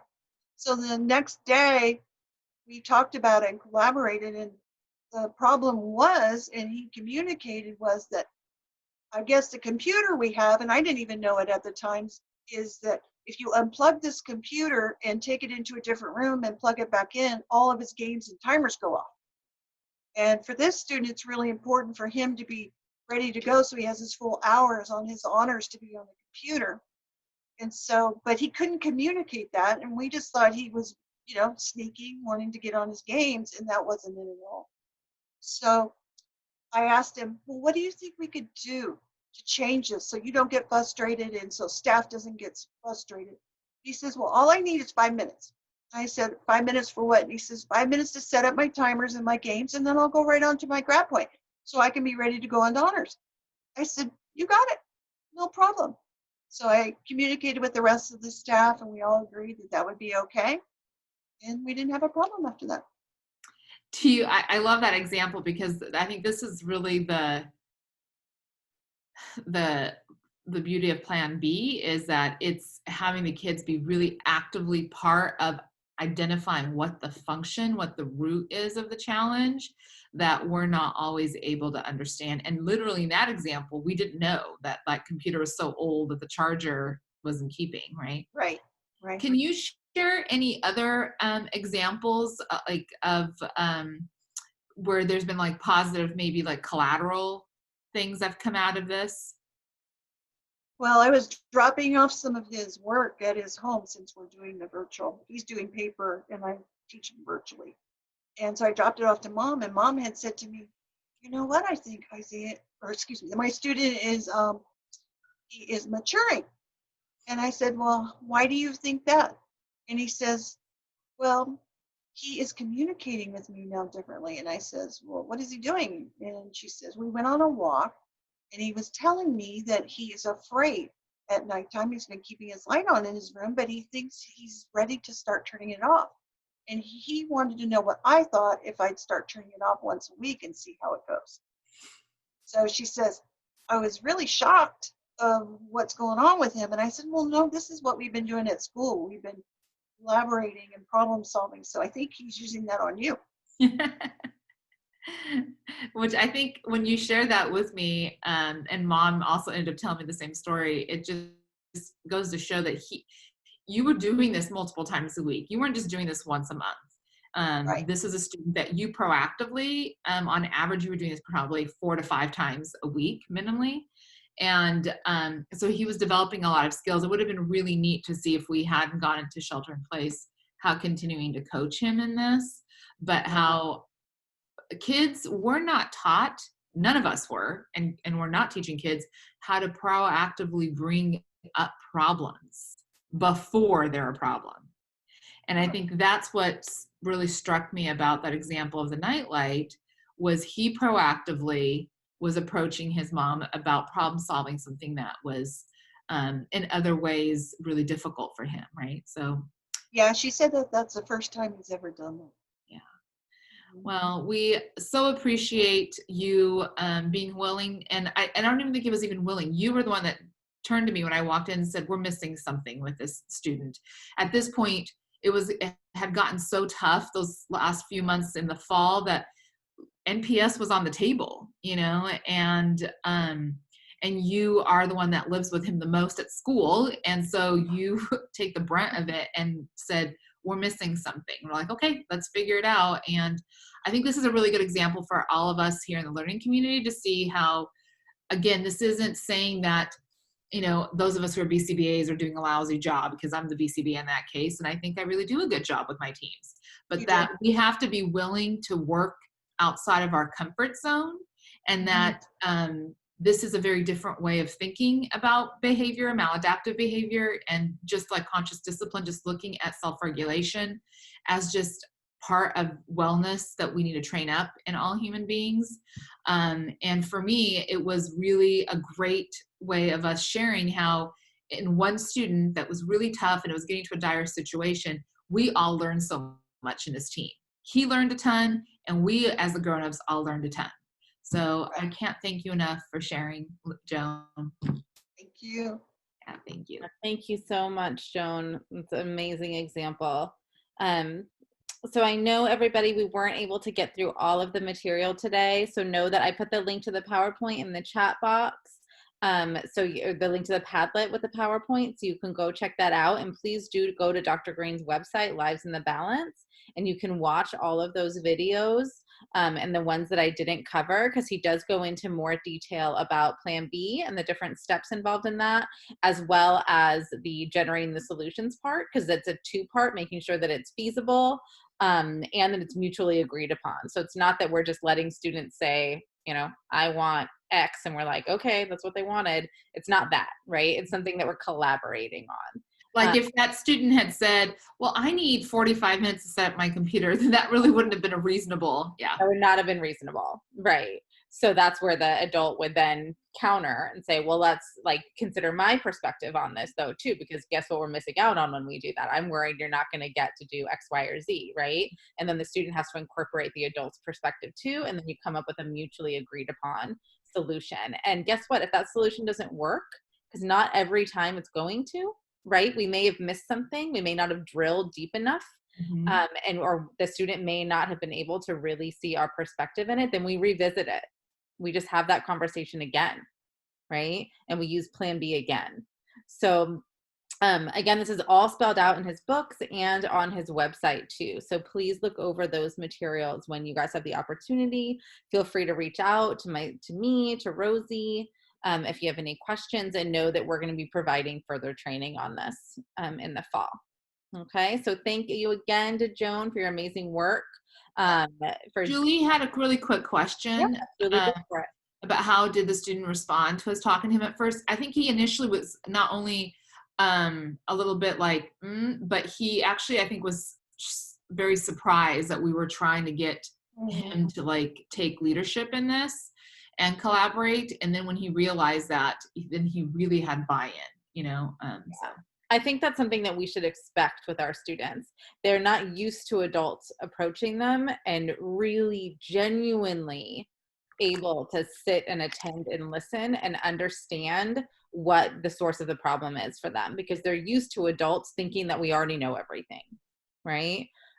So we are going to get pushback from students. We are going to get students who shut down, who respond negatively at first. So it takes time, and Dr. Greene does spell out, what those different responses may be, and then provides really clear instructions basically on like what to do, how to problem solve with the student through that. If they don't trust you at first, what to do in those situations. So he gives examples of every single way the student may respond and what skills you can use and build so that you have the skill set to be able to navigate that conversation. And Julie asking, are we going to go through training on the examples? Yes. So we'll bring those into future trainings, examples on how to problem solve through how to problem solve through Plan B when you run into roadblocks. So we'll bring in some more case examples for you, and know that there's lots of examples in his materials as well. All right, guys. Well, I know some people have already dropped off, but we'll go ahead and end there for today. And we'll see you next week into our breakout sessions for the elementary, junior high, and high school groups. And then we'll come back to our final day together the following week. Okay. Thank you. And take care, everybody. Thanks so much. Thank you very much.